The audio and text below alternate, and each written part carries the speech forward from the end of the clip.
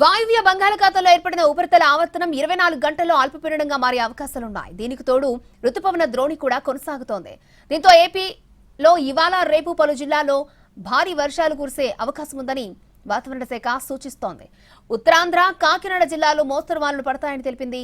తీరం వెంబడి గంటకు 30 నుంచి 40 కిలోమీటర్ల వేగంతో గాలులు వీస్తాయని దీంతో ఆరెంజ్ అలర్ట్ ని జారీ చేసింది. అటు తెలంగాణలోనూ వానలు కురుస్తాయని వాతావరణ శాఖ తెలిపింది. కొత్తగూడెం, భూపాలపల్లి, మహబూబాబాద్, ములుగు, వరంగల్ జిల్లాల పరిధిలో భారీ వర్షాలు, ఇతర జిల్లాల్లో ఉరుములు, మెరుపులతో ఓ మోస్తరు వర్షాలు కురుస్తాయని తెలిపింది.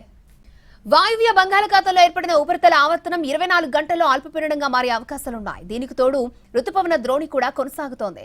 దీంతో ఏపీలో ఇవాళ రేపు పలు జిల్లాల్లో భారీ వర్షాలు కురిసే అవకాశం ఉందని వాతావరణ శాఖ సూచిస్తోంది. ఉత్తరాంధ్ర, కాకినాడ జిల్లాలో మోస్తరు వానలు పడతాయని తెలిపింది.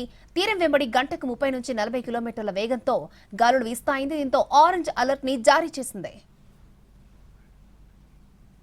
అటు తెలంగాణలోనూ వానలు కురుస్తాయని వాతావరణ శాఖ తెలిపింది. కొత్తగూడెం, భూపాలపల్లి, మహబూబాబాద్, ములుగు, వరంగల్ జిల్లాల పరిధిలో భారీ వర్షాలు, ఇతర జిల్లాల్లో ఉరుములు, మెరుపులతో ఓ మోస్తరు వర్షాలు కురుస్తాయని తెలిపింది.